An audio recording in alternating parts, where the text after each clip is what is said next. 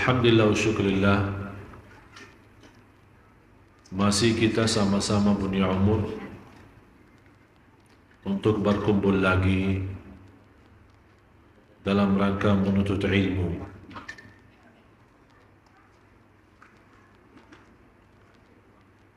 Dan bagi saya nikmat besar umur yang berguna. Sebagaimana bersabda Rasulullah sallallahu alaihi wasallam, ni'mal 'abdus salih man tala umruhu wa hasuna 'amaluhu. Sebaik-baik hamba Allah yang salih, yang panjang umur, baik amalannya. Sebaliknya, seburuk-buruk hamba Allah yang panjang umur tapi buruk amalannya. Bagi orang mukmin, setiap hari ada tambahan iman, setiap hari ada tambahan ilmu, setiap hari dia merasa mendekati Allah Subhanahu wa Ta'ala. Itu orang memberikan tanda orang itu cerdas. Kenapa semakin hari? Karena dia merasa semakin hari semakin tua. Semakin tua, semakin dewasa. Semakin dewasa, semakin pengetahuannya banyak. Semakin pengetahuannya banyak, bertanggung jawabnya akan juga lebih banyak. Oleh karena itu, selalu dia bertingkat seperti ini, bukan hanya tingkat umurnya, tapi juga bertingkat imannya, bertingkat ilmunya, bertingkat juga amalannya. Dan ilmu yang bermanfaat adalah diamalkan. Apalagi kalau kita sampaikan. Bapak Ibu, Islam ini sederhana. Islam ini sederhana. Dalam kesempatan ini, pembahasan kita ciri-ciri hari kiamat yang kecil sudah selesai. Saya tunda pembahasan ciri-ciri hari kiamat yang besar, karena memasuki ciri-ciri hari kiamat yang besar itu sangat menyangkutkan perasaan kita, yang membuat kita benar-benar harus waspada dan harus berhati-hati. Oleh karena itu saya sengaja menundakan ciri-ciri hari kiamat. Apalagi karena Rasulullah SAW menjelaskan, kalau sudah munculnya ciri hari kiamat yang besar seperti tasbih. Kira-kira kalau tasbih kita potongkan talinya, apa yang terjadi? Semua dengan cepatnya habis. Begitu juga ciri hari kiamat yang paling besar atau yang besar, kalau sudah muncul belum bisa terbayang kapan kita sempat taubat.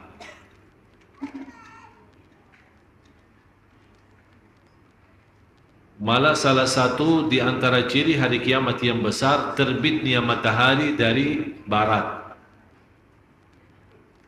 Karena manusia menunggu kebiasaan terbitnya matahari dari timur. Malamnya di malam itu menjadi lebih panjang daripada malam biasa. Mereka melihat waktu subuh sudah masuk, tapi mataharinya tidak nampak sama sekali. Sudah datang jam 6, sudah jam 7 masih gelap. Di situ mulai manusia takut. Ada apa? Tapi mereka belum sadar peristiwa ini kenapa tidak terbit matahari dari timur. Karena matahari di saat itu sedang bersujud di hadapan Allah, minta izin terbit. Ternyata matahari yang begitu besar dan dahsyat, dengan panasnya bisa menghabiskan bumi, tapi begitu dia luput menjadi makhluk yang bersujud dan minta izin sama Allah. Manusia makhluk kecil, tapi kelewatan sama Allah. Subhanallah. Sampai Allah biarkan matahari bersujud. Untuknya bersujud matahari kepada Allah, ya jelas tidak sama dengan sujud kita. Tapi yang jelas matahari bersujud untuk keagungan Allah Subhanahu wa taala. Allah biarkan sekian lama, habis itu Allah perintahkan, udah terbit, tapi dari barat. Sebagai matahari yang sudah sekian lama berjalan dunia ini, begitu dia bersujud Allah izinkan untuk terbit dari timur, dan begitu Allah memerintahkan berhenti sujud dan terbit dari barat, matahari selalu sami'na wa ata'na. Tak pernah berkata, kenapa ya Allah dari barat? Langsung dia terbit dari barat. Manusia kaget melihat matahari terbit dari barat, langsung membuka Al-Quran. Barangkali kita bisa istilahnya membuat satu amalan yang Allah ampuni salah kita, dosa kita. Ada yang sadar di saat itu, dia mencari Al-Quran untuk membaca. Tapi begitu dia megang Al-Quran, malah apa yang dia lihat? Halamannya bolos, putih. Tidak ada satu ayat pun yang bisa dibaca. Karena ayatnya sudah diangkat oleh Allah Subhanahu wa ta'ala. Sayang sekali bagi orang mukmin yang merasa cinta Allah tapi tidak pernah baca Quran. Bapak Ibu berbanyak baca Al-Quran sebelum nanti datang satu saat kita ingin baca tapi tidak bisa baca. Ingin baca tapi tidak bisa baca. Bahagia seorang, saya masih ingat minggu kemarin pas kita sama-sama di sini di hari Rabu. Saya sebenarnya selama di Indonesia di dalam majlis ta'lim, Rabu kemarin baru saya bisa menghayati mendengar azan.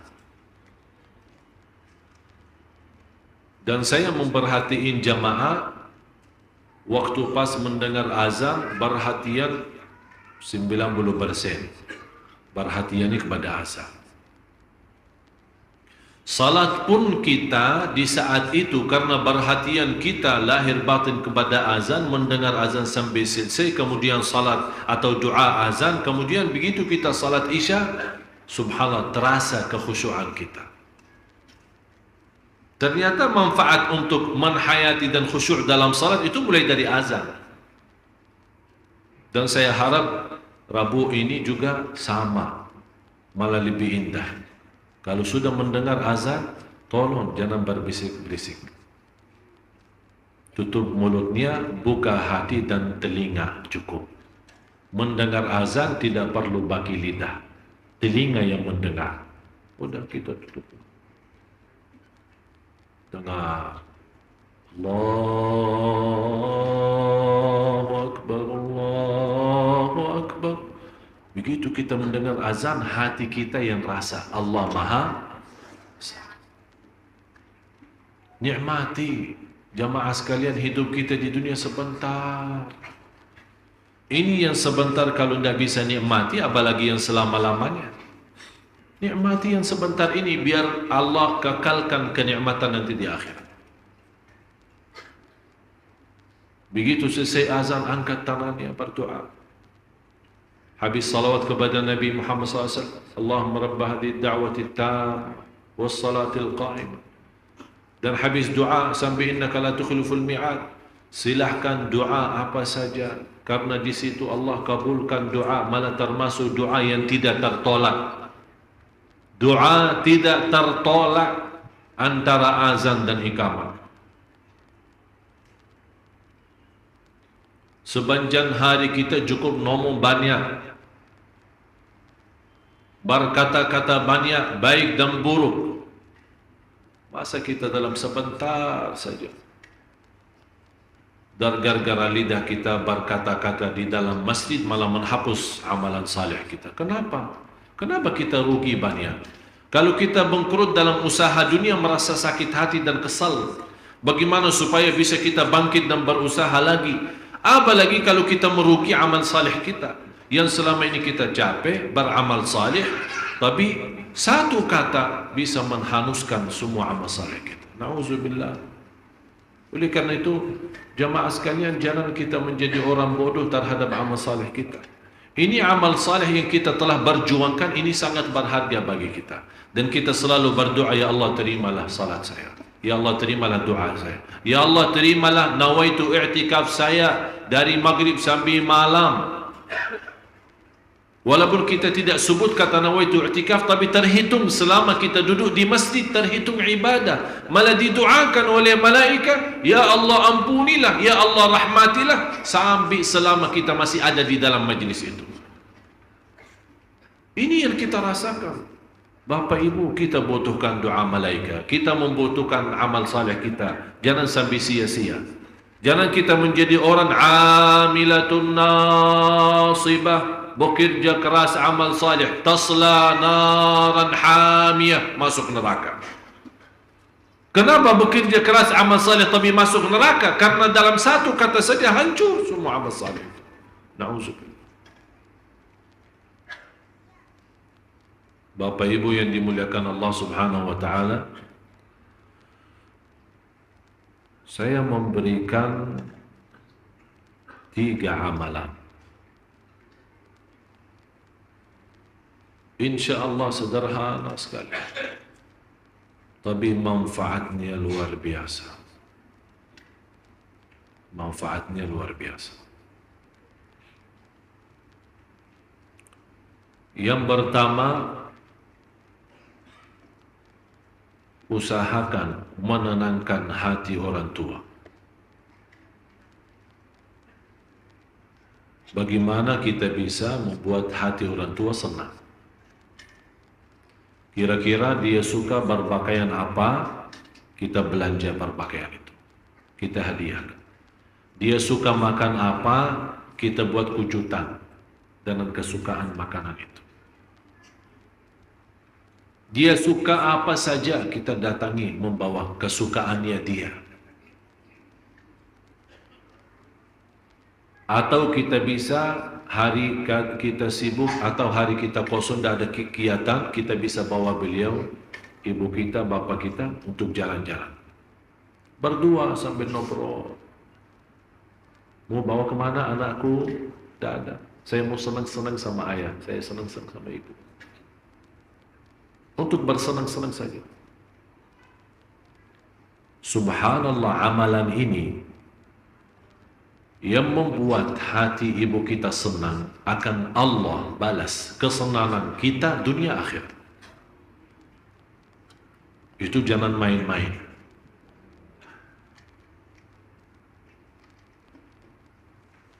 Kita kalau datangi mereka, jangan hanya kita memberikan perhatian mencium tangannya, kalau bisa cium kakinya.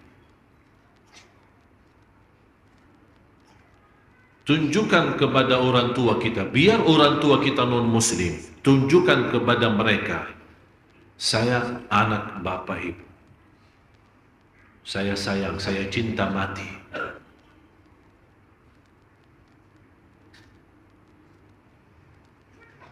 Untuk orang tua, terlibat segala amal ibadah kita diterima atau ditolak sesuai keridhaan orang tua. Yang dimaksud di sini orang tua, yang kita tidak pernah mengecewakan dalam hal urusan-urusan sehari-hari. Tapi kalau orang tua memerintahkan kita untuk berlaku sesuatu melanggar agama kita atau maksiat kepada Allah, mohon maaf, tidak ada sami'na, tapi tetap mengucapkan yang baik, menjaga perasaan mereka. Dan ingat, semua dosa dan maksiat akan ditunda oleh Allah hukumannya di hari kiamat, kecuali 2 dosa. Akan Allah dahulukan azab di dunia, dan di kubur nanti di akhirat lebih besar lagi. Semua dosa akan Allah tundakan hukumannya. Bisa dimaafkan, diampuni, dan bisa juga diazabkan. Lillahi ma fis samawati wa ma fil ardi wa in tubdu ma fi anfusikum aw tukhfuhu yuhasibkum bihillah fayaghfiru liman yasha wa yu'adzibu. Bisa siapa yang dihendaki Allah diampuni, siapa yang dihendaki Allah diazab. Ini kapan? Nanti di hari kiamat. Selain dua dosa itu semua ditunda dan kemungkinan besar Allah maafkan. Tapi dua dosa jangan harap ampunan Allah. Pertama, dosa durhaka. Bang halaman saya, tidak ada orang durhaka sama orang tuannya bisa husnul khatimah. Tidak bakal bisa. Yang durhaka sama orang tuannya terjamin su'ul khatimah. Ini pas lagi mau meninggal. Sebelumnya tidak akan bisa hidup tenang. Bisa mati mendadak dan bisa mati kecelakaan. Kecelakaan motor, kecelakaan mobil, kebakaran, apa saja. Pokoknya kematiannya buruk. Itu semua sebabnya durhaka sama orang tua. Dosa yang kedua, putus silaturrahim.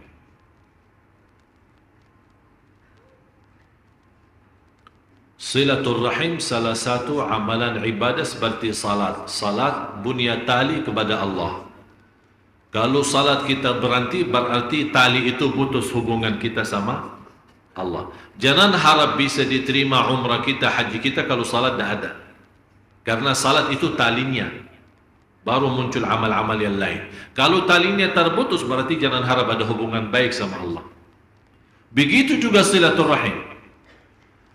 Dan silaturrahim yang terbaik, kita bersilaturrahim kepada orang yang berbuat kezaliman kepada kita. Dan itu hal bukan semua mampu.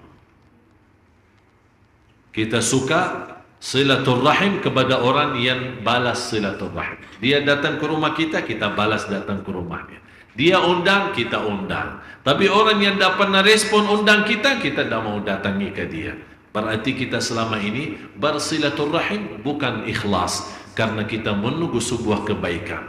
Tapi namanya silaturrahim ikhlas. Karena Allah kita bersilaturrahim. Biarpun dia memfitnahkan kita, berbuat jahat sama kita, berkata-kata yang tidak baik terhadap kita, tapi kita tetap menjaga silaturrahim karena bukan karena dia. Dan hal itu berat. Inilah yang berat dicintai. Ini sekarang Anda mau yang enak-enak atau yang berat? Yang enak-enak kan? Begitu Anda merasakan keberatan dalam ibadah malah ditinggalin. Bapak Ibu, Anda mau masuk surga Allah. Masuk surga Allah itu bukan main-main, bukan sembarangan orang. Kalau Anda belum merasakan keberatan untuk menuju ke surga, berarti belum pantas jadi ahli surga. Am hasibtum an tadkhulul jannah walamma ya'lamillahu alladhina jahadu minkum wa ya'lamas sabirin. Apakah Anda kira masuk surga begitu saja? Belum sampai siapa di antara kamu yang benar-benar bersungguh-sungguh sama orang yang benar-benar bersabar? Kalau semuanya sama, berarti mohon maaf, kalau semuanya sama masuk surga, tidak dibedakan, berarti Allah Subhanahu wa taala tidak adil. Tapi justru karena adil Allah, bukan dengan enak-enak masuk surga. Mulai masuk surga dalam rahmat Allah. Tapi di dalam surga tidak berlaku rahmat Allah. Yang berlaku apa? Adil Allah. Maksudnya apa? Surga itu bertingkat-tingkat. yang di sisi bawah, yang dekat pintu, yang dekat jendela, sama yang di sisi atas, itu adil Allah. Kembali kepada perjuangan kita masing-masing. Jadi tidak ada istilah kalau memang saya masuk surga dengan rahmat Allah, ya udah. Kenapa saya capek? Yang membuat kita berusaha capek beramal saleh karena kita mau di tingkat yang tertinggi. Sekarang kalau saya menawarkan dapatkan harta, mau yang sedikit atau yang banyak? Yang banyak kan? Mau rumah satu lantai atau yang bertingkat? Tapi kenapa kalau pas lagi surga, udah nggak apa-apa, dekat jendela aja nggak apa-apa.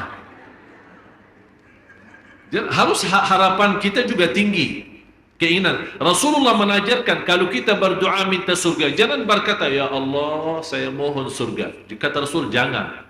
Kalau minta surga, ya Allah aku mohon al-firdaus al-a'la minal jannah. Apa itu firdaus al-a'la? Tempat yang tertinggi di surgamu ya Allah.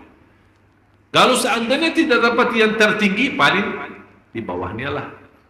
Tapi jangan kata orang, ya Allah kalau engkau takdirkan saya tidak masuk surga, tidak apa-apa, saya ikhlas kok.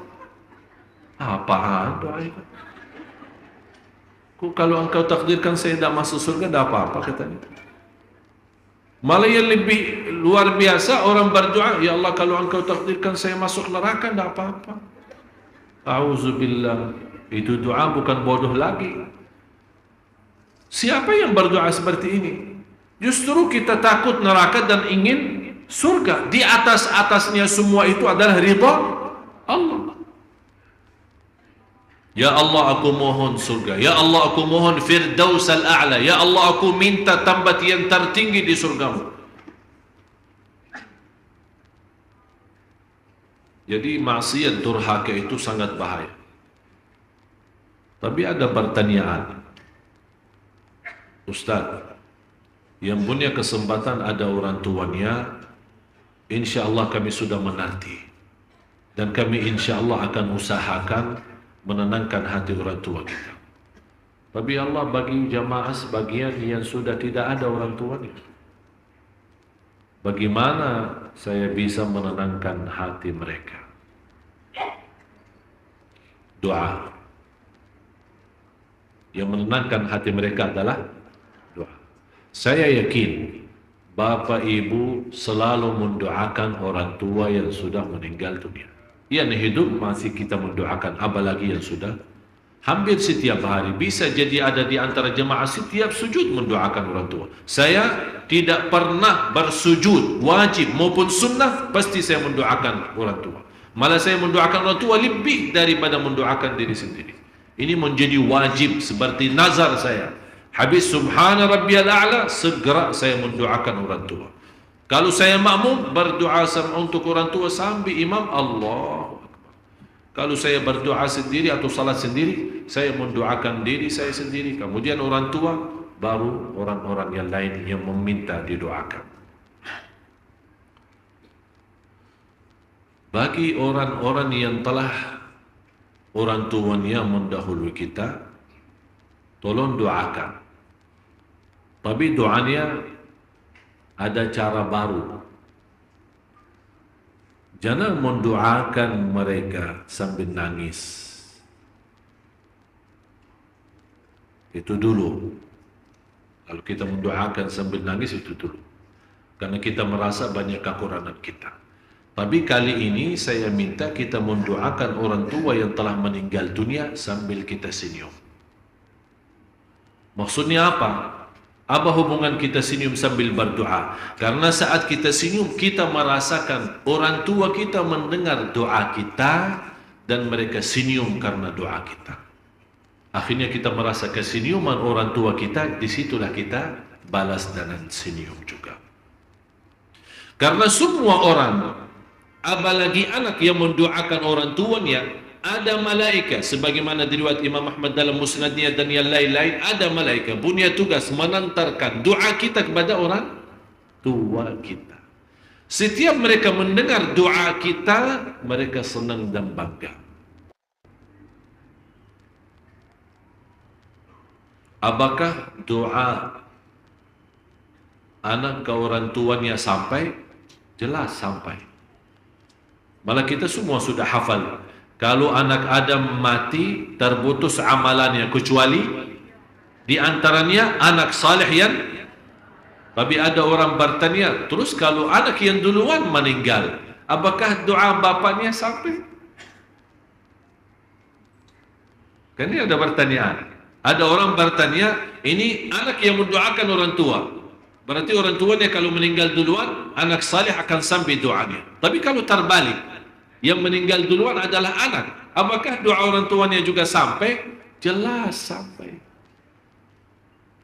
Tapi kenapa tidak disebut dalam hadis doa orang tua sampai? Karena sejarah psikologi manusia, pasti orang tua mendoakan anak, tapi belum pasti anak mendoakan orang tua. Oleh karena itu Rasul mewasiatkan anak mendoakan orang tua, supaya ada semangat. Karena tidak terjamin anak kita besok mendoakan kita. Tidak ada yang jamin. Oleh karena itu Anda biasakan diri mendoakan orang tua, supaya besok kalau dipanggil oleh Allah kita duluan, insya Allah didoakan oleh ini. Allah balas. Hal jazaul ihsani illal ihsan. Sesuatu kebaikan akan Allah balas dengan kebaikan. Silaturrahim. Saya minta lain kali semua jamaah yang hadir, kemana saja pergi, apalagi menuju ke majlis ta'lim seperti Sunda Kelapa ini, Anda punya niat 3. Jangan lupa 3 niat. Yang pertama, kenapa saya keluar rumah? Untuk apa? Menuju majlis, berarti nawaitu belajar. Ini niat pertama. Yang kedua, niatnya apa? Silaturrahim. Silaturrahim. Silaturrahim ketemu guru saya, silaturrahim ketemu jamaah yang saya kenal maupun yang saya tidak kenal. Yang ketiga apa? Nawaitu, dengan berkah belajaran di malam ini, orang tua saya dapat berkahnya. Boleh juga selesai majlis,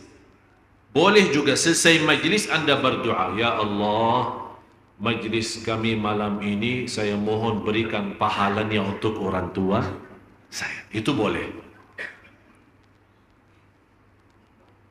Kalau Anda merasa belum mantap lewat niat untuk orang tua, di akhir majlis sebelum Anda pulang, mau pulang, ya Allah, tolong saya duduk di Masjid Sunda Kelapa dari maghrib sampai isya belajar ilmu, ya Allah saya mohon berkah majlis ini, pahala majlis ini sampaikan kepada orang tua saya. Itu 100% terkabul. Kenapa saya berkata silaturrahim kalau menuju majlis ta'lim dan majlis ilmu? Karena silaturrahim mendatangkan rezeki. Yang kedua, silaturrahim mempanjangkan umur kita. Yang ketiga, silaturrahim mendapatkan ridha Allah. Berarti jamaah sekalian, orang yang punya masalah, saya bertanya sekarang, yang punya hutang angkat tangan. Tak apa-apa, angkat tangan. Yang masih merasa punya hutang, ini saya pertama orang punya hutang. Yang punya hutang angkat tangan. Banyak kan? Belum, ya. Yang belum mampu lunaskan hutangnya angkat tangan. Banyak juga kan?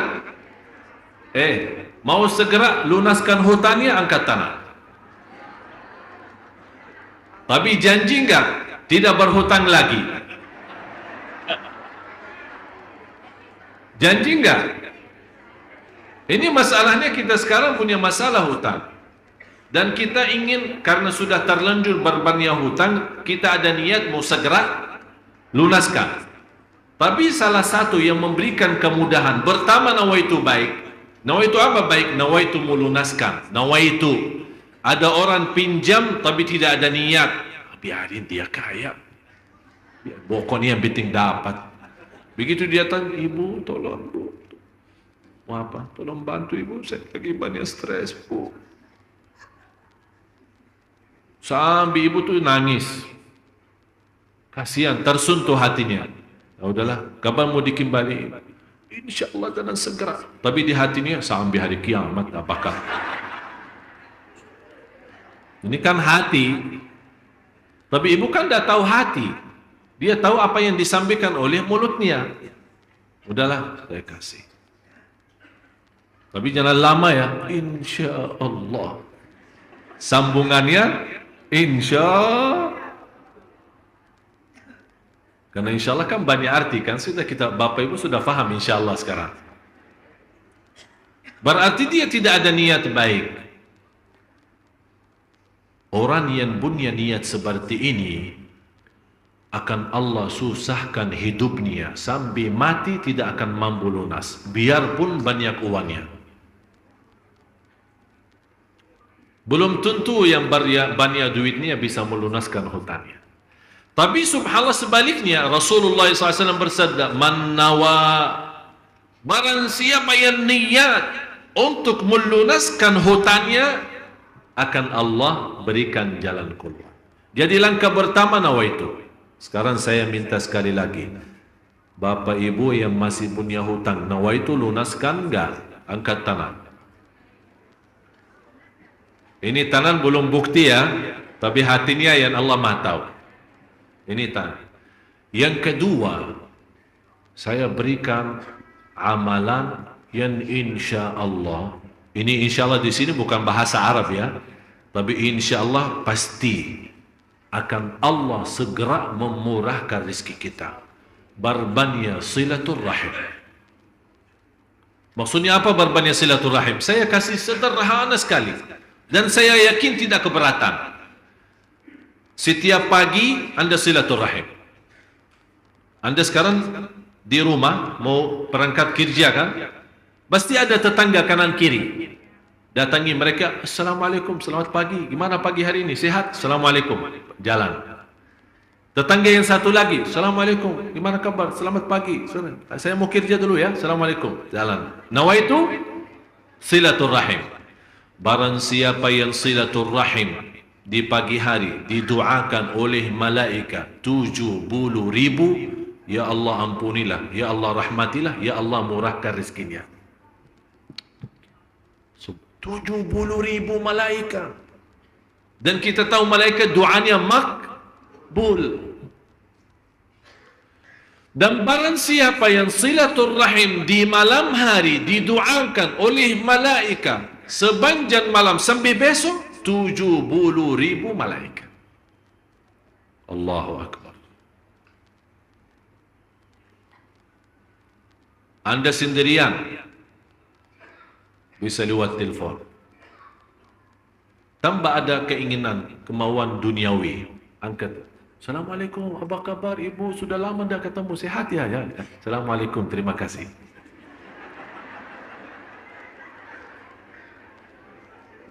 Orang kan kaget, ada apa ini? Biasakan diri seperti itu. Biasakan diri. Bapak Ibu, saya jujur saja, kadang-kadang dalam satu hari saja, saya satu hari saja, bisa dalam satu hari lebih dari 400.000 hanya isi pulsa. Kenapa? Semua SMS silaturahim. Semua SMS. Malah subhanallah salah satu azan ya.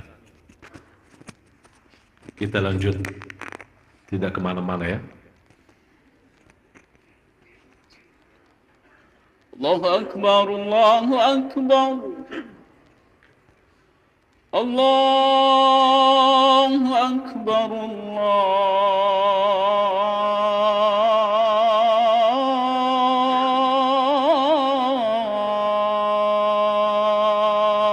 Akbar. Asyhadu an la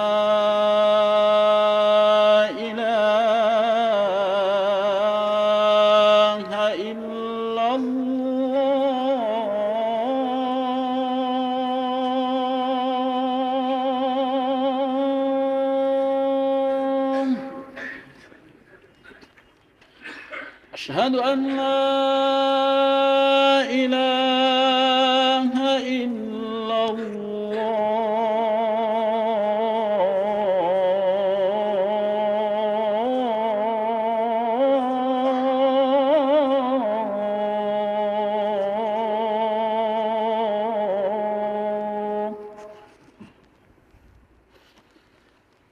أشهد أن محمدا رسول الله.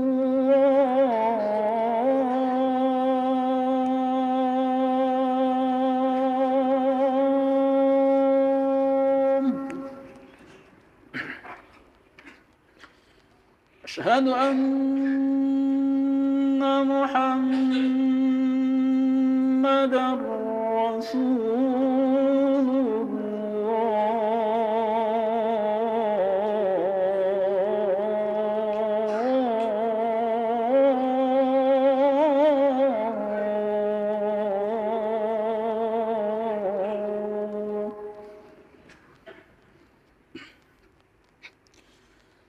حي على الصلاة.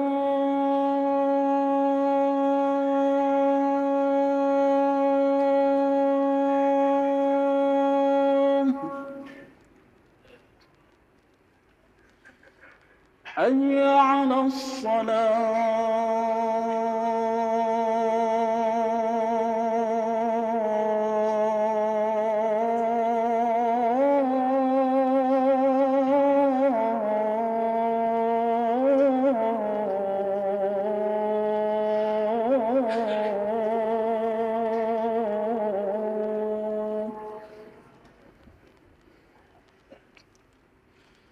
حي على الفلاح.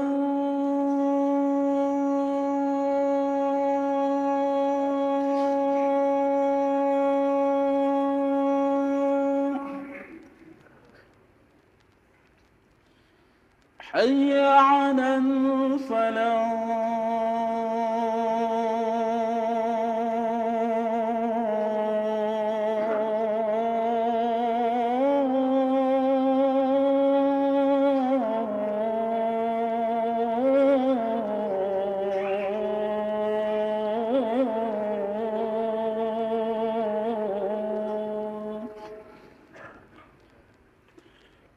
الله أكبر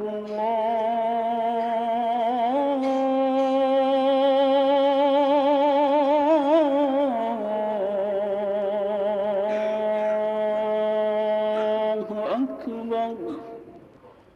لا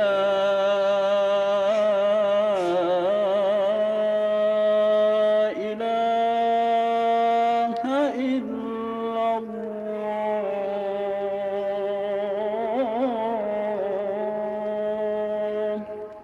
لا إله إلا الله محمد رسول الله صلى الله عليه وسلم.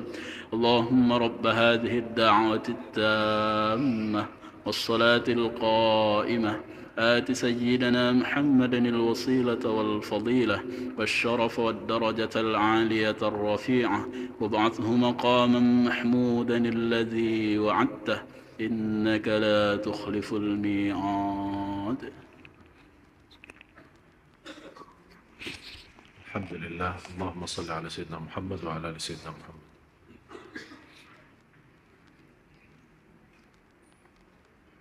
Jadi silaturahim bisa juga lewat HP. Apalagi sekarang kita punya BlackBerry. Sekali kiriman bisa untuk puluhan orang, bisa ratusan orang. Kita kirim. Assalamualaikum, apa kabar semua di pagi hari ini? Semoga dimudahkan segala urusannya. Tapi nawa itu apa? Silaturahim. Selalu menghadirkan niat itu. Itu sangat mudah. Tapi coba lihat balasannya nanti apa. Sekarang mudah. Lewat telefon. Subhanallah, tidak pernah saya lewat satu hari, pasti ada saja masuk ke nomor saya pulsa. Saya tidak tahu dari mana. Karena saya selalu habisin pulsa untuk silaturahim, jadi ada saja balasannya. Nomor saya 087 88 40 40 36. Yang berkenan isi pulsa, terima kasih. Silaturahim kita. Sama silaturahim. Subhanallah, indah. Itu yang saya namakan surga Allah di dunia. Barang siapa yang masuk surga Allah di dunia, pasti masuk surga Allah di akhirat. Karena kita kan hidup sebentar. Apalagi silaturahim orang tua kita yang jauh-jauh dari kita, paman kita, Siapa keluarga kita? Karena kita misal di Jakarta, mereka di kampung, kita angkat telepon. Tak sampai 1 minit. Assalamualaikum, apa kabar? Semua sehat? Alhamdulillah. Saya cuma mendengar suaranya rindu. Assalamualaikum. Biasakan. Jadi ini menjadi amalan kebiasaan kita. Jadi jangan menjadi kebiasaan kita saat pas lagi butuh kita silaturahim. Enggak, kita biasakan diri. Itu sangat bermanfaat. Bukan hanya untuk diri kita, malah juga bisa menenangkan hati orang lain. Ada satu orang, ini ada satu cerita. Suka selalu telepon, niatnya silaturahim, tapi ke rumah sakit. Khususnya kepada yang urus ambulan ya. Kalau ada darurat kan kita telepon ambulan ya. Ambulan ada orang sakit atau kecelakaan apa. Dia selalu setiap hari telepon ke kantor ambulan yang ada di rumah sakit, bagian ambulan. Assalamualaikum, apa kabar? Sehat? Ada yang saya bisa bantu? Tidak, terima kasih, cuma saya mau silaturahim. Besoknya begitu. Halo, assalamualaikum, apa kabar? Ini ambulan ya? Ya. Apa kabar? Sehat? Ada apa-apa? Tidak, cuma mau silaturahim. Sampai orang bosan ini sering ditelepon. Biasanya ditelepon kalau ada masalah. Kata beliau, ya saya sebenarnya mau silaturahim, bukan mau telepon karena ada kebutuhan apa-apa, supaya jangan buruk sangka sama saya. Jadi seperti ini, yang saya maksud kita bersilaturahim lewat telepon ke keluarga kita, sahabat kita, teman-teman lama, teman sekolah yang barangkali jauh daripada kita. Ini subhanallah luar biasa. Nawaitu silaturahim. Mendapatkan apa? Panjang umur, murah rezeki, diridai Allah subhanahu wa ta'ala. Amalan yang ketiga dan yang terakhir, usahakan menenangkan hati orang miskin. Maksudnya apa menenangkan hati orang? Kalau ada orang kita lihat, ini benar-benar orang butuh, benar-benar orang miskin. Jangan kita memberikan bantuan kita, akhirnya menjadi tukang minta. Tapi kita melihat dia miskin karena lapar, kita bawa. Ayo, inti lapar ya, ayo kita bawa. Mau kemana? Anak mau aja inti makan. Makan, ngobrol, minum, sudah selesai. Kalau mau ada kelebihan rezeki boleh kasih uang. Ada orang miskin tetangga kita, kita bawa belanja. Pas hari Minggu kita mau libur sama anak-anak kita, bawa satu orang miskin. Jangan membiasakan mereka menjadi tukang minta, tapi kita berusaha menyentuh perasaan mereka dengan amalan seperti ini. Dan menyentuh perasaan membanggakan orang miskin. Dan termasuk di antaranya membanggakan hati istri kita. Saya kasih di sini ada satu rahasia. Orang-orang kadang berpikir sedekah itu harus dengan uang. Belum tentu. Bisa sedekah uang belum tentu diterima. Tapi ada satu cara bersedekah tapi bukan uang. Apa itu? Saat kita berduduk sama istri sama suami, berikan suapan makanan. Faham gak? Jadi istri lagi duduk samping kita ya. Ini bapak-bapak ya. Istri samping kita. Kita pas lagi makan, salah satu suapan kita bukan untuk mulut kita, tapi untuk istri. Keberatan gak?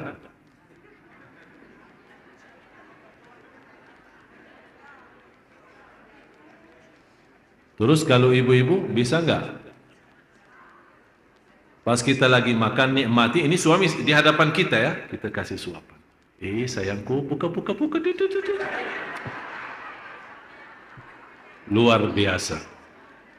Rasulullah sallallahu alaihi wasallam bersabda, "Wa luqmatun fi imra'atika sadaqah." Suapan di dalam mulut istrimu sedekah. Allahumma salli ala Sayyidina Muhammad. Tidak ada sesuatu yang menuntuh hati dan menenangkan. Sudah disampaikan oleh Rasul. Katanya orang barat yang romantis. Rasul, Rasul kita sallallahu alaihi wasallam.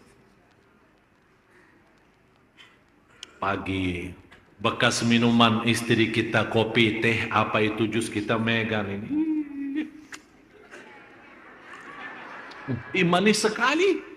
Oh, kenapa manis? Oh, saya tidak pakai gula. Oh, ini gara-gara bibirmu ya. Subhanallah. Menyuntuk. Tapi nawaitu apa? Sedekah.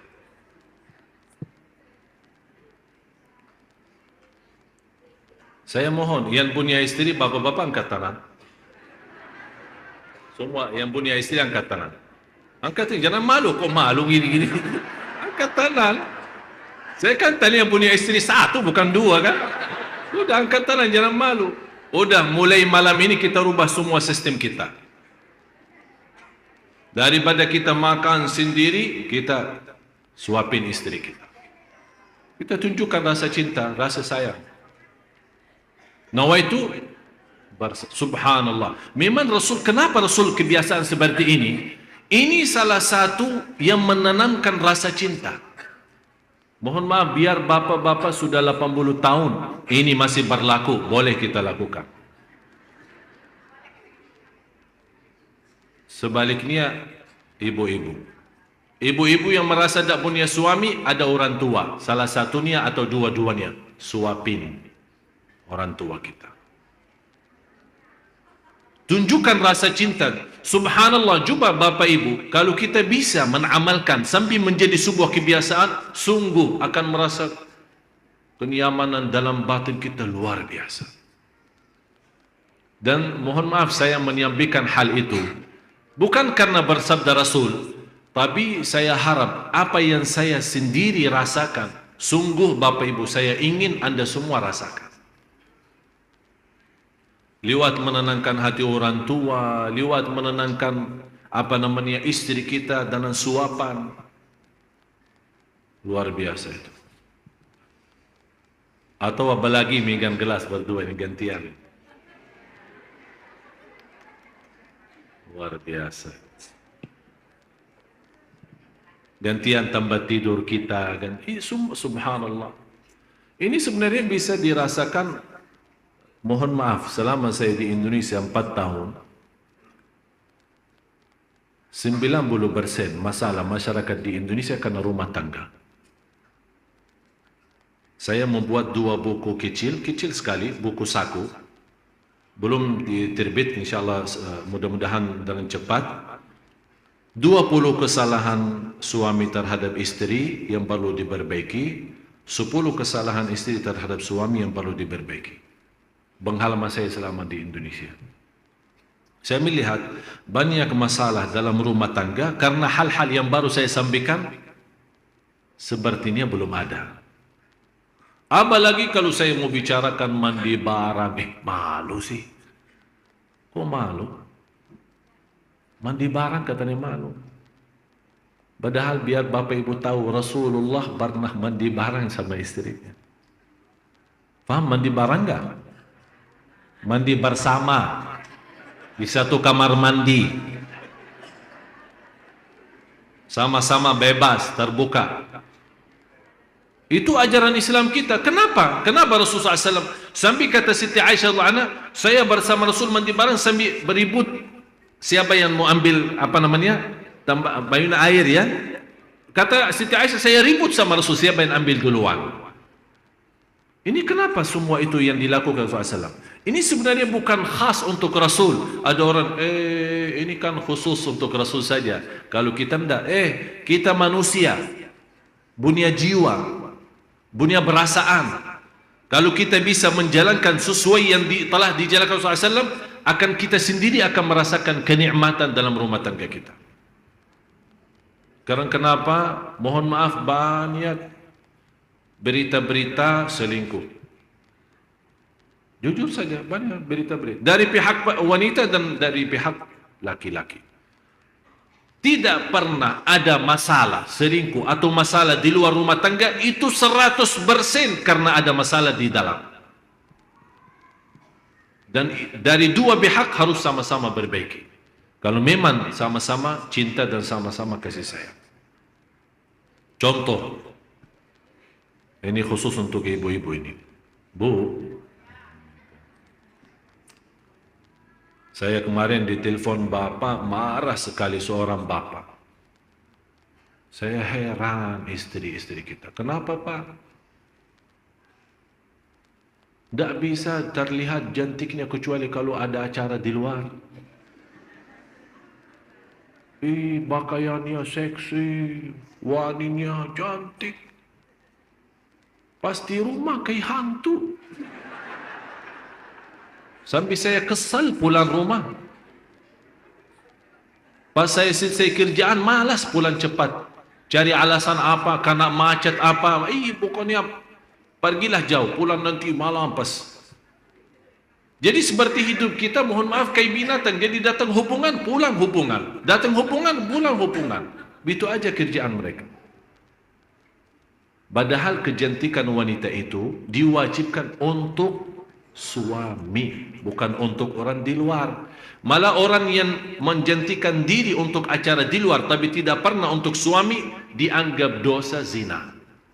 Itu di hukum Islam. Malah dilaknati oleh malaikat sampai dia pulang ke rumahnya. Yang berhak untuk menikmati istrinya adalah suami, bukan orang lain. Jangan orang lain melihat karena istrinya bercantik, pakaiannya manis, jadi malah pandangan orang lain. Wow. Yang boleh wow itu adalah suami. Biar dia nikmat. Wow tapi halal, bukan wow haram. Senang. Jadi mohon maaf ya, kita sama-sama harus mencari jalan yang terbaik untuk kita semua.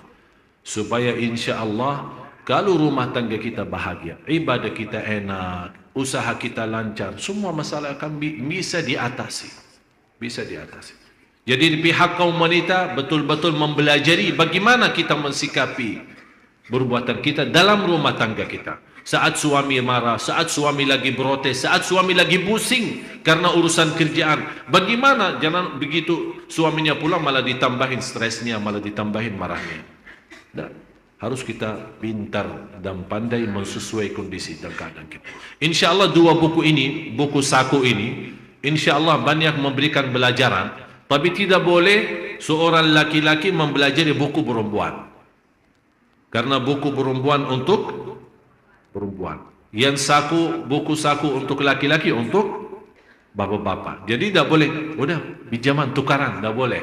Karena di sini ada ilmunya, ada pelajarannya, ada rahasia, ada teknisnya, tapi khusus untuk istilahnya menurut saya buku itu adalah macam koreksi diri, muhasabah diri. Karena di situ ada istilah tanya jawab. Jadi yang anda menjawab adalah anda sendiri. Kalau anda berbohong, beranta bohong sama diri sendiri. Kalau anda mau jujur, insya Allah akan dapat jalan yang terbaik untuk mendapatkan kebahagiaan dalam rumah tangga.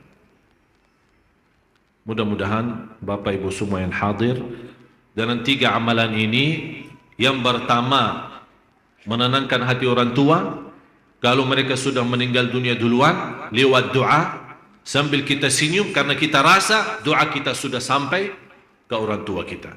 Yang kedua, silaturahim, dan saya sudah kasih contohnya, bisa lewat telepon, bisa lewat dengan tetangga kita yang ada di rumah.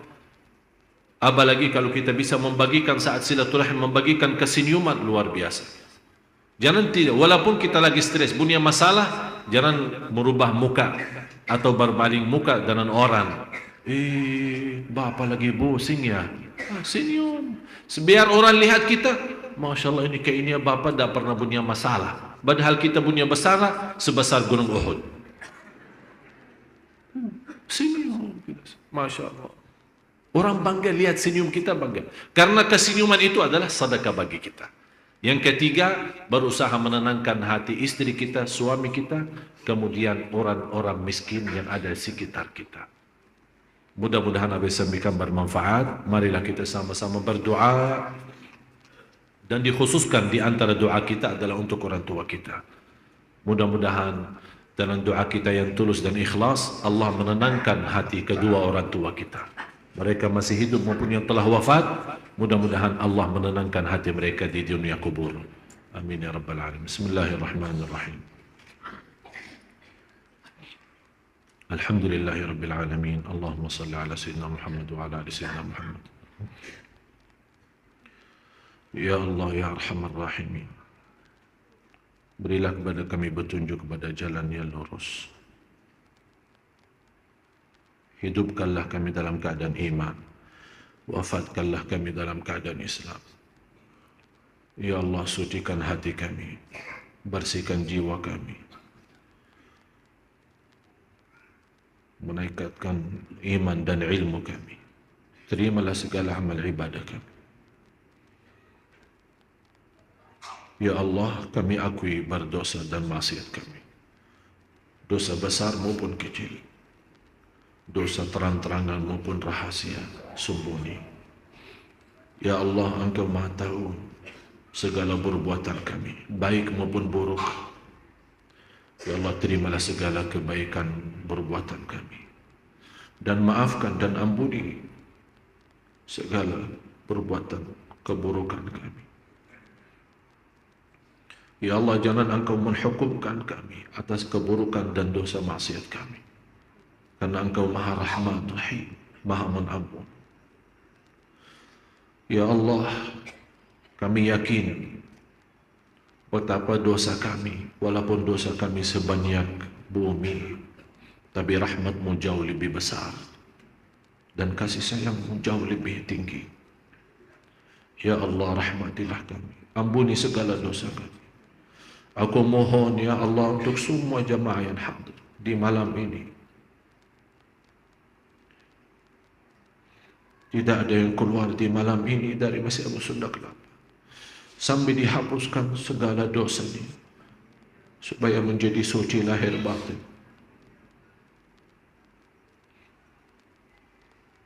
Karena dosa kami membuat kami susah khusyuk dalam salat. Karena dosa kami membuat kami susah mencari nafkah dan rezeki. Karena dosa kami membuat kami susah dalam kehidupan kami. Begitu buruknya dosa kami.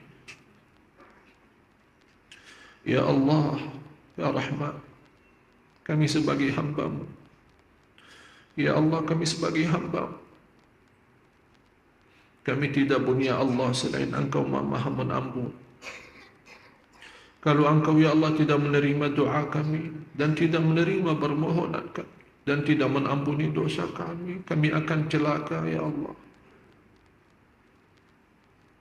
Ya Allah, kami akui berbuat kezaliman kami terhadap diri kami, terhadap orang tua kami, terhadap saudara kami.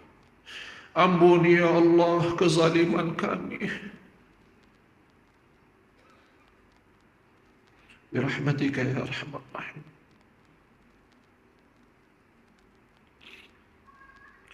Ya Allah, berilah kepada kami ilmu yang bermanfaat dan berikan kepada kami kekuatan lahir batin agar kami mampu mengamalkan. Akhiri hayat kami dengan husnul khatimah. Ya Allah, bagaimana Engkau berikan kepada kami kemudahan sama-sama berkumpul di Masjid Abu Sunda Kelapa malam ini. Ya Allah, kumpulkanlah kami kembali dalam surga-Mu ya Allah, bersama Nabi Muhammad sallallahu alaihi wasallam serta orang tua kami. Ampuni orang tua kami, sayangi orang tua kami, muliakan orang tua kami ya Allah ya Arhamar Rahimin. Kami tidak mampu membalas dan tidak akan mampu membalas kebaikan kedua orang tua kami. Kami serahkan kepada Engkau ya Allah, menjadikan orang tua kami mulia di sisi-Mu dunia akhirat ya Rabbal Alamin. Ampuni saudara kami muslimin, muslimat, mukminin, mukminat yang hidup maupun yang telah wafat. Ya Allah, akan jadikan kami hamba-Mu yang senantiasa bersyukur, hamba-Mu yang senantiasa bersabar, hamba-Mu yang senantiasa lahir batin ikhlas. Birahmatika ya Arhamar Rahimin. Lindungilah anak kami, anak cucu kami ya Allah. Jauhkan anak cucu kami dari keburukan dunia dan dari kejahatan manusia.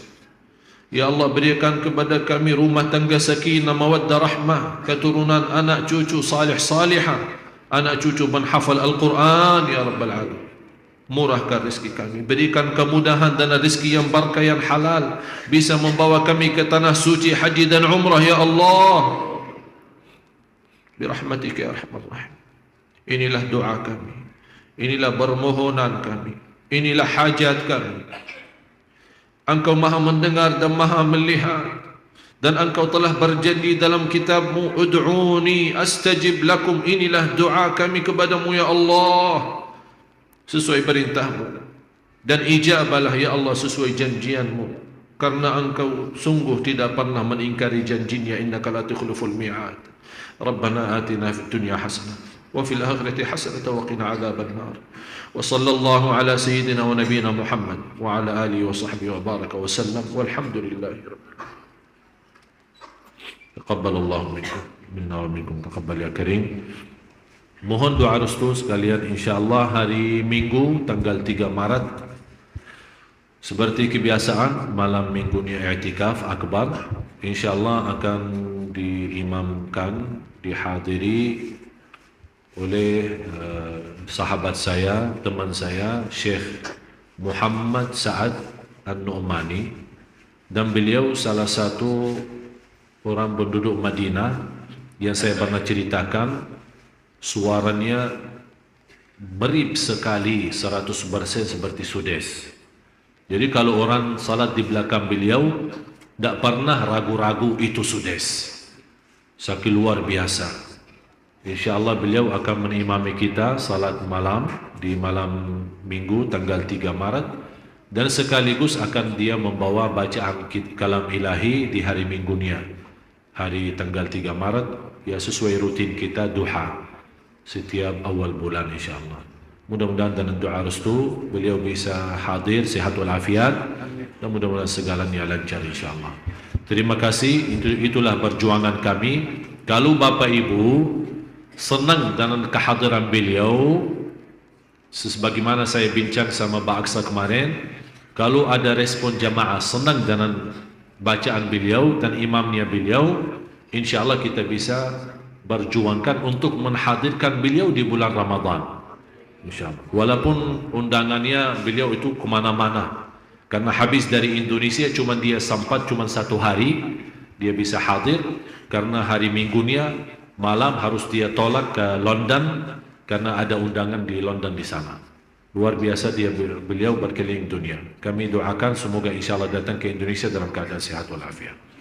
Terima kasih atas perhatiannya. Kurang lebihnya mohon maaf. Akhirul kalam, subhanakallahumma bihamdik, asyhadu an la ilaha illa anta, astaghfiruka wa atubu ilaik. Wassalamualaikum warahmatullahi wabarakatuh.